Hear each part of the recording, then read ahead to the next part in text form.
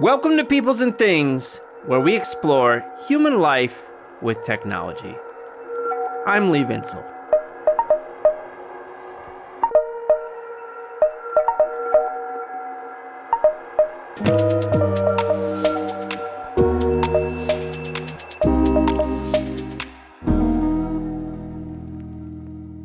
I think I've alluded to this before in the show. I have this moment forever tattooed in my mind. I was lecturing in my class on the history of the automobile, and I was bemoaning how little had been written about African Americans and cars. I popped open a digital database of African American newspapers and started plugging in automotive terms, automobile, car, auto car, etc., and just oodles and oodles of hits came up. Even worse, as I'd been talking about for years in my classes, including my introduction to technology studies called Peoples and Things, Martin Luther King and other civil rights leaders emphasized how personal automobiles and carpooling were crucial to the success of Birmingham and other bus boycotts. Moreover, the history of African Americans and cars was important to many contemporary concerns, including most recently the criticisms of policing that have come out of the Black Lives Matter movement. Just think of how many altercations between police and black people sadly begin with traffic stops. The history was just there for the writing. It was obvious and doable. The topic was important historically and today, and yet it had not been done. Mercifully, this has changed, as we've discussed in previous episodes, but the first book I found on the topic, which gave me hope and led me to feel that maybe I had not lost my mind, is the one covered in today's episode. Gretchen Sorin's Driving While Black, African American Travel and the Road to Civil Rights. Sorin is director and distinguished professor of the Cooperstown Graduate Program at the State University of New York at Oneonta. She and I talk about how Driving While Black came to be, her career as a public historian, and why the history of African American mobility and automobile use is so important for understanding much larger topics in our culture. I had a wonderful time talking to Gretchen. I am grateful her book exists, and I can't wait to use it in the classroom. Hey, get excited!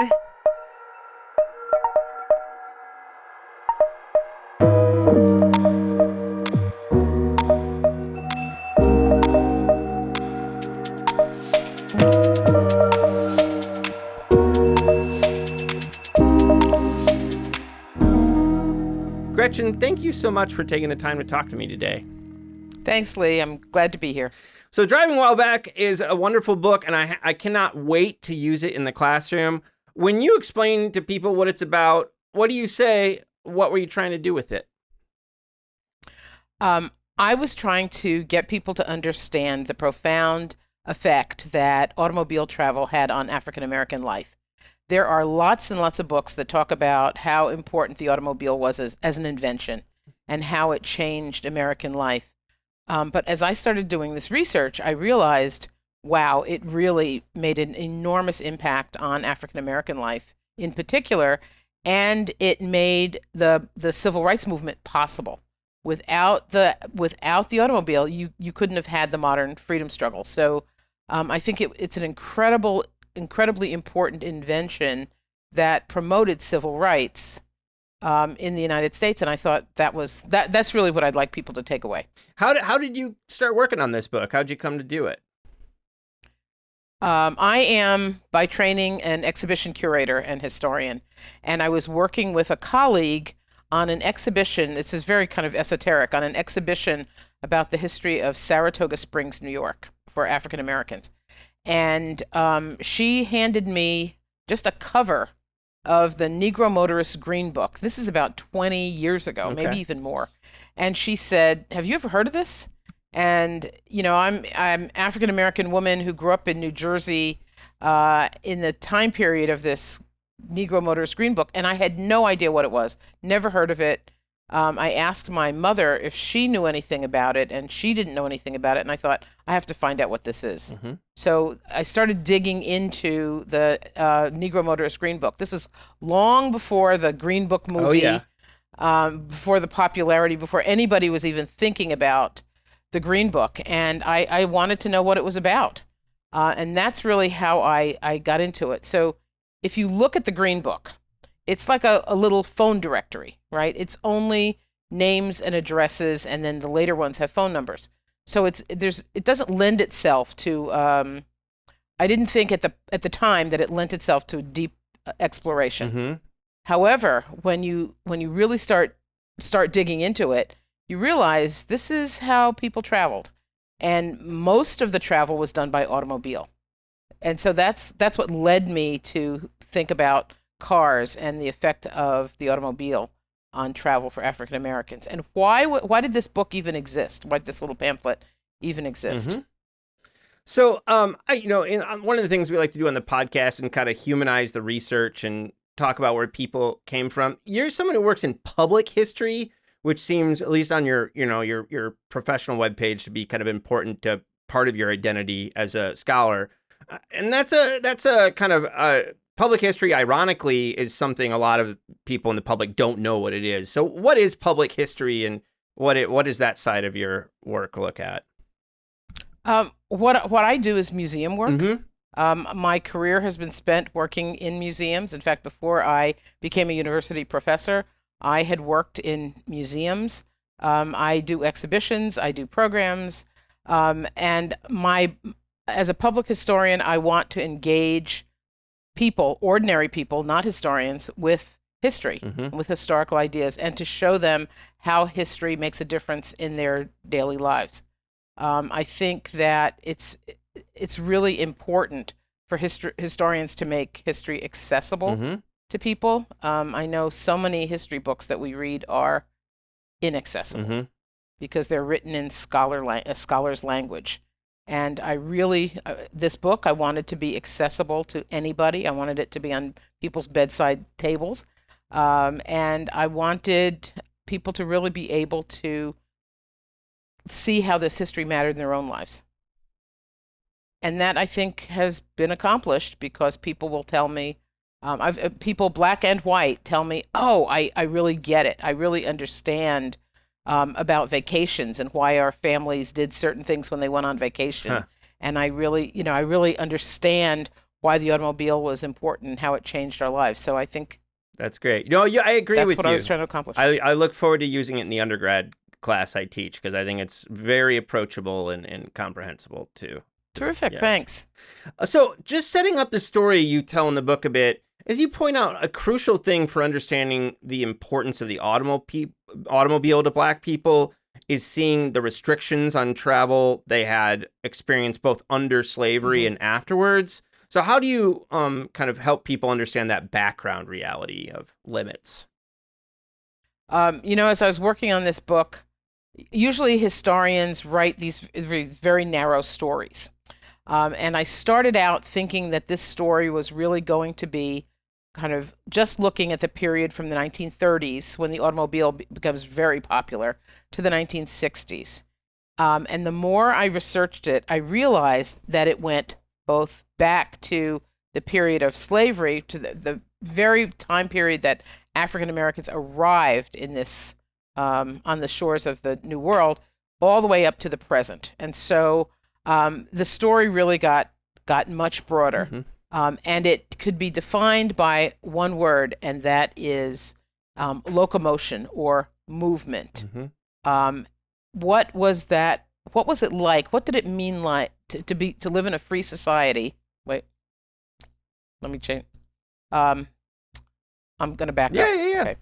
What does it mean to have mobility in a free society? If you think about it, in a free society, real freedom means you can go wherever you want, when you want, Mm-hmm. right? In repressive societies, movement is restricted. So for African Americans, as soon as they arrived in the New World, their movement was restricted. They had to have passes to travel. They had to have either a paper pass or a metal pass if they wanted to go any place. And that movement continued to be restricted.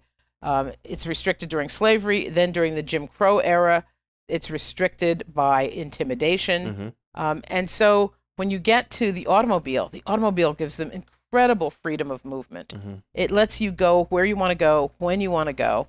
And it gave them the opportunity to travel across the country. And I think that mobility is so important to to freedom for all of us. Mm-hmm. Yeah, and I guess part of the picture you present is that we had these earlier technologies that were rising slightly earlier, like railroads, and then there was buses, which were merging at the same time as cars. But those technologies, they have real limits when it comes to mobility, right? And they're controlled by others, right? Right. So when you get on a train, you don't have complete freedom. The conductor's telling you what to do. The people on the train are telling you what to do. The people that sell the tickets or sell the tickets in the ticket office are telling you what to do.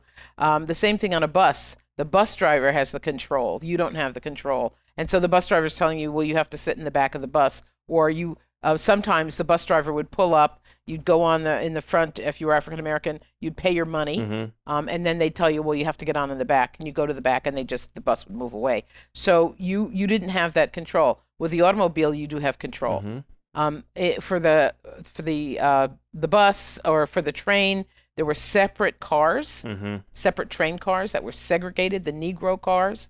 And this was true even in trolleys, in stagecoaches. Segregation existed in all of these forms of public conveyance. Mm-hmm. And it's not until you get to the automobile that people really realize that they have the freedom Mm-hmm. to do what they want because they're in their own vehicle. Mm-hmm. And they are controlling it. It's private.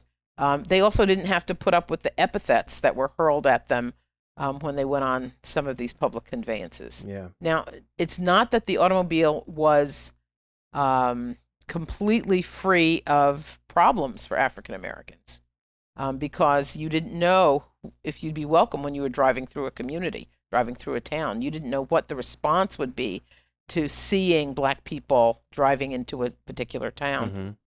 Or driving up to a gas station. You didn't know what the response would be when you tried to purchase gas or when you tried to purchase a meal at a restaurant.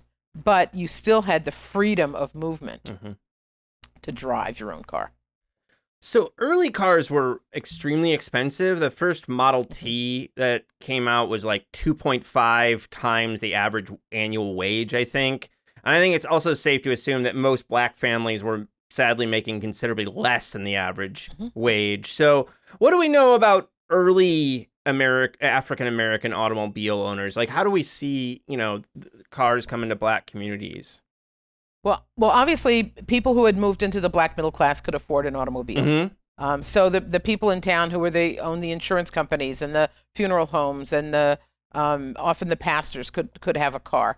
But what we see, and I have to give a shout out to Henry Ford, because Henry Ford, he's a raging anti-Semite, right? He's terrible when it comes to his views about American Jews, but he hires African Americans to work in his factories.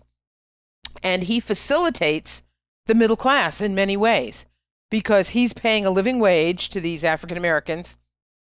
Now they're working in the most dangerous and the most nasty jobs in the automobile industry, but still they're making a living wage, and he's facilitating their movement into the middle class, and he's facilitating their ability to buy a Model T. Mm-hmm. So I have to give him a lot of credit for helping African Americans to be able to buy these cars. Mm-hmm. But when you couldn't buy a new car, you could buy a used car or a used truck. Yeah. And that's what people did. Sometimes they shared vehicles among families. Yeah. But they worked really hard to be able to get that vehicle. Yeah, totally. At one point you mentioned that Black people preferred roomier vehicles and that this was a preference that took hold really early. I thought this was interesting, actually, because, I mean, in some ways it's like a stereotype later, right? But you were saying, actually, we see this in the historical record pretty early on. So, what did you find and what do you think that's all about? Well, I really wanted to break that stereotype that Black people bought cars that were beyond their means. Uh-huh. The whole idea of buying a big car, if you think about it, you're going out on the road. You're a Black family. You have no idea if you're going to be able to stop and get something to eat. Yeah. Better carry all that food with you. You have no idea if you're going to be able to stop at a gas station. You might want to carry a couple of gallons of gasoline. You have no idea if you're going to be able to sleep for the night. in a hotel? Will they accept you? So you better carry blankets and pillows and have a car that's roomy enough to sleep in. Mm-hmm. And so you needed a lot of stuff. You might carry water for the radiator, and you carried all of these other things, plus your suitcases and the things that you would need if you're going on vacation. Mm-hmm. And so African Americans used to buy really big, roomy cars and reliable cars because they didn't want to get stuck someplace and have a broken down car in a place that was dangerous for them. And so a big car, a reliable car was necessary. It was also really important because African Americans were redlined in their neighborhoods. Black neighborhoods were redlined, which meant you could not necessarily buy a house. You were prevented by the banks and by the realtors from purchasing property. And if you couldn't put your disposable income into a house, you put it in your next largest purchase. And the next largest purchase for most families is the car. And so I could afford a better car than you could afford because you're putting your disposable income into your mortgage. I can't get a mortgage. So I'm putting my disposable income into my car. Automobiles have been a big subject in African-American songwriting. I mean, at least going back to Ike Turner's 1951 track, Rocket 88, and, Chuck Berry's Maybelline. So how do you think about the role of the car in African-American songwriting in your book? That's a great question. I think it's a celebration. It's an opportunity for people to sing about how important their automobiles were. And I would say that so many musicians spent a lot of time in their cars. I was going to bring that up, yeah. Yeah. You have some wonderful sections on that whole musicians traveling around in the Chitlin circuit and all that, yeah. Yeah, they were the primary people that traveled. Musicians and ball players, athletes were the people that were really out on the road all the time. Yeah. And their cars often have names, and they're very close to their cars. They feel very strongly about their cars.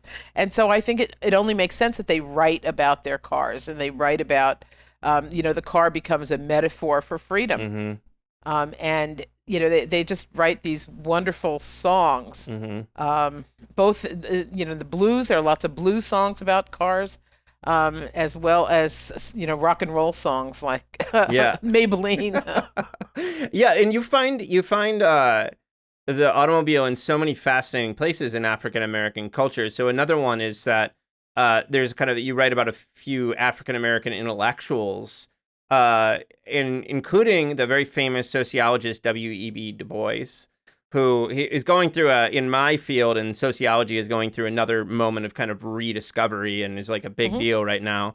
So until I read your book, though, I had no idea that he loved his cars so much. So loved it. Yeah. And loved to drive. And I found so many stories in people's biographies and autobiographies about how much they loved to drive.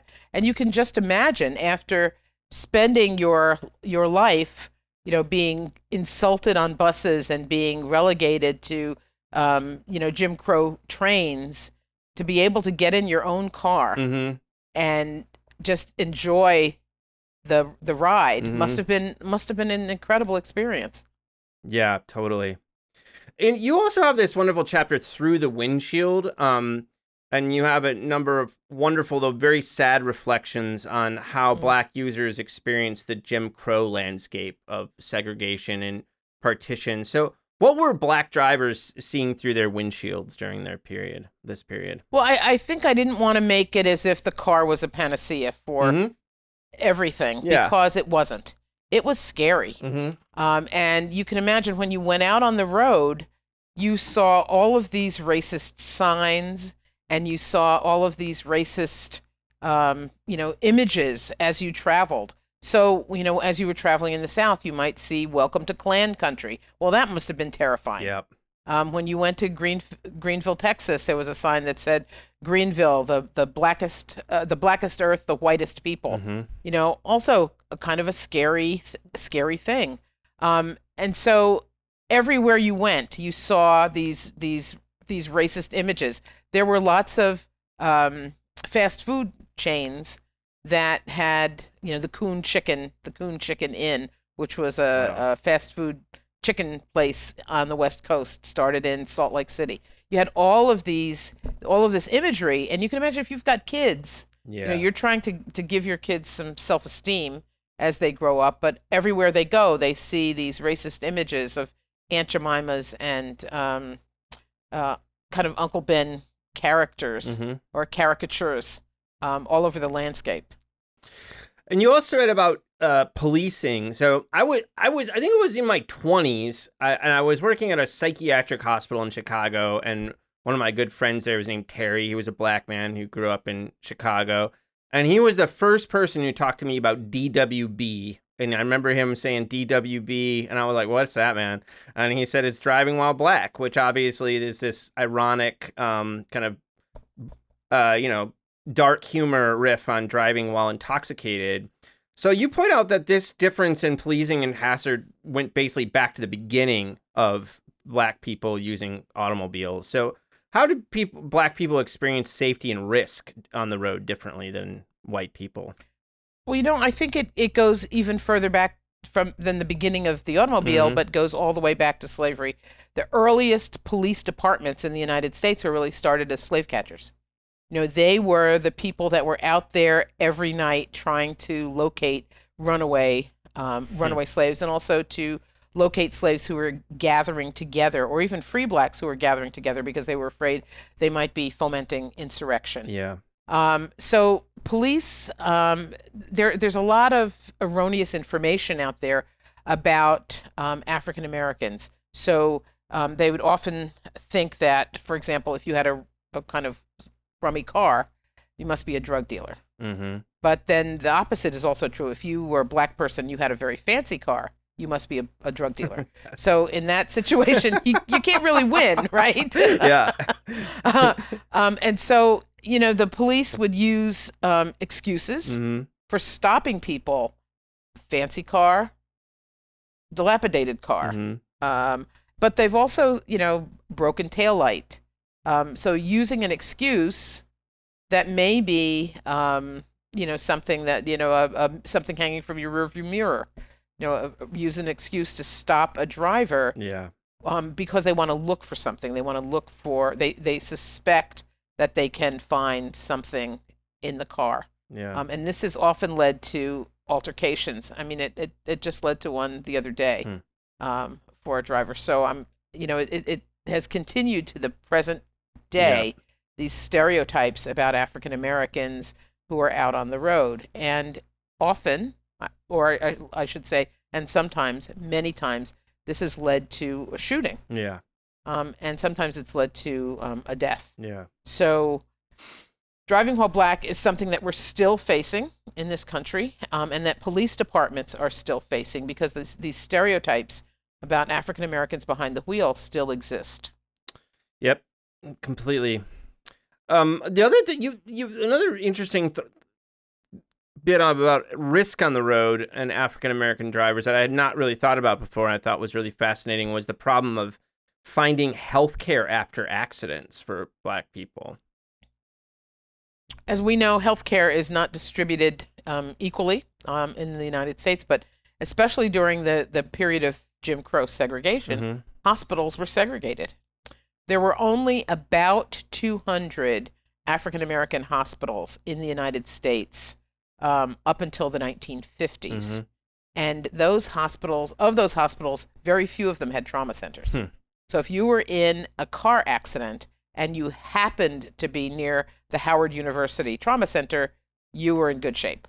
But if you happened to be near in an area where there was no African American trauma center and no African American hospital, you might be taken to one hospital and they would turn you away because you were African American. And there are many, many instances of people being turned away from hospitals because they're black and sent to another hospital, and sometimes then to another hospital and then to another hospital. And by that time, they may have died. Yeah. And there are several instances of people who died. There are even African American colleges, HBCUs, that would not allow their athletes to travel Wow. because they were afraid that if the bus got in an accident or if something happened to them on the road, they wouldn't be cared for. Wow. And so it was quite dangerous. We do know that Bessie Smith, in The famous 1923, blues singer. dies. Yeah. The singer, yes, the blues singer, dies because she's not taken to a hospital in time. We also know that Charles Drew, the physician who basically came up with blood banking during World War II, that he was taken to a hospital in Virginia, Alamance Hospital, and they recognized him. They knew who he was because he was famous, and they treated him, and he died anyway. However, the Black community did not believe it. Wow. And they didn't believe it because Alamance Hospital had allowed other Black people to die Wow. because they were, quote unquote, Negroes and did not treat them. Wow. They treated Drew because they knew he was famous, and they recognized him. The doctors in the emergency room recognized him, and so they did treat him. So it was very dangerous Mm-hmm. for Black families to go out on the road. I think it's incredibly courageous that Black people traveled in their automobiles when they did, Yeah. because they were defying the racism that existed in the country. Mhm. They were defying it, and they were saying, "We're going to travel. This is our right, and we're going to travel." The Green Book, which you mentioned earlier, it has become pretty famous over the past few years, much more famous than there was that movie and there was a lot of attention. But I also feel like I'm glad that happened. I'm glad the movie exists, but I also feel like the pop story kind of flattens things sometimes and leaves things out. So what do you think, like, the kind of popular version of the Green Book leaves out of the story, and what did you find when you were doing your research that maybe that version doesn't capture? Yeah, lots of things. I saw the movie too, and I think it was a great Hallmark movie. Yeah, exactly. Yeah. Very happy. The problem with it is, I think, two things. One is that everybody makes a huge deal about the Green Book. Yeah. There were tons of these guides. Mm-hmm. The Green Book was just one. There was the travel guide, there was Traveler's Guide, there was the Bronze American, there was Grayson's Guide. There were dozens and dozens of guides. And the Black newspapers and the Black magazines had advertisements in the back, in the Right. advertisements in there. So there were lots of places that African Americans could go to find out information about places to stay, places to eat, as they traveled. The other thing I think that's really important about knowing about the Green Book is that all of these places were not dumps. The movie makes them look like they were absolute, just seedy motels. Yeah. There were really fancy hotels Yes. that were a part of the Green Guide. And they were all over the United States. Mostly, I would say, there were lots of them from the East Coast to the Mississippi.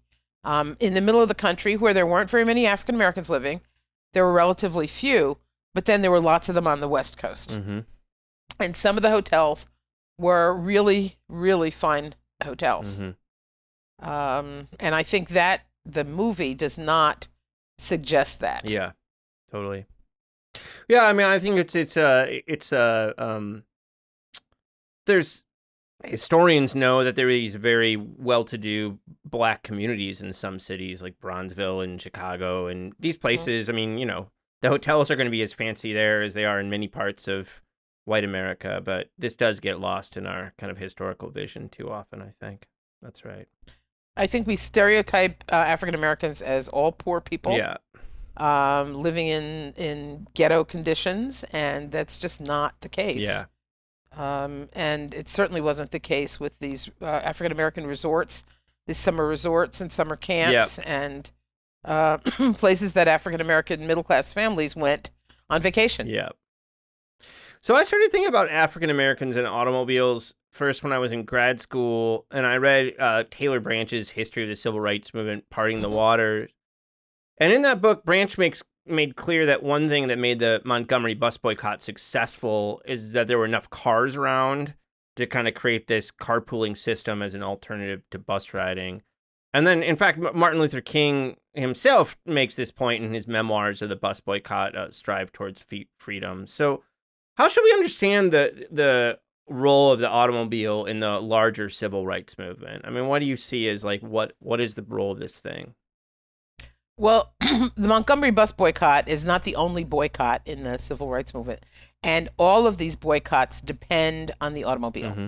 And not only, it's not only volunteer cars, but they actually purchase cars. King's group purchases a fleet of automobiles that they use to drive people to work so they don't have to leave their jobs. So they're picking people up. There are also black cab companies because cabs were segregated. And so black cab companies are also picking up people and driving them as well. But there are other aspects, I think, of the automobile that I discovered and hadn't really thought about that I think are very important. And one of them is this whole idea of, just lost it. This whole idea of the rental car. Mm-hmm. I had not thought about when the rental car came into existence. But one of the things that a lot of civil rights workers talk about is getting stuck at the airport because the black cab companies were not allowed to pick people up at the airport. So if you were Martin Luther King or Ralph Abernathy and you're flying into a city and you get to the airport, the white cab companies won't pick you up and the black cab companies can't pick you up. So how do you get from the airport to your hotel? Mm-hmm. And the way they did that was with rental cars. And this was something new, was the rental car. So the rental car becomes really important in the Black freedom struggle because it's allowing people to get around when they are using airplanes to fly into these southern cities. That's really interesting. So your book comes to a rest in the 60s and 70s as things are shifting and, so, for instance, the Green Book stops being published in 1966. And obviously the civil rights movement is leading to a lot of change. And then whatever happens in the 60s or 70s, however we want to tell that story, I don't know how it changes. So what do you think is the legacy for your story today, including the continuing problems with driving while black that you were mentioning earlier? I think what I'd like people to really think about is how do we work together to come up with some police reform? Mm-hmm. How do we really make automobile travel safer for African Americans and for all Americans for that matter? There have been some experiments in some states. They're experimenting with not having the police police automobiles. With having automated ticket giving, so that if you run a red light or you run a stop sign, that can be automated rather than having you stopped for those relatively minor offenses. You would just get a ticket in the mail, as you do when you pay a toll. Yep. And I would like people to really think about ways of kind of making it safer for people to travel. Mm-hmm. So what are you up to now? What's next for you in terms of work? I've been doing, we just finished working on a learning module for Driving While Black. Oh, I cool. finished the documentary film, Driving While Black, which is with Rick Burns and Steeplechase Films. And right now, at this very minute, I'm working on an essay on Hazel Scott. Okay, pianist? She was a famous for a while in the United States, the 30s and 40s, a famous pianist who moved to Paris, becomes an expat, and she comes back, and she's not very popular anymore. And I'm just writing an essay for a chapter in a book about Hazel. That's cool. And the movie, is it out already? Driving While Black? Oh, absolutely. You can find it on PBS. Oh, cool. If you Google pbs.org Driving While Black, you can watch it. Yeah, here it is. All right. I haven't seen it yet. I'll watch it and show it in my class. I didn't even know about this. Oh, I'd love to know what you think. All right. Gretchen, thank you so much for taking the time to talk to me today. This was a lot of fun. Thank you. I enjoyed it.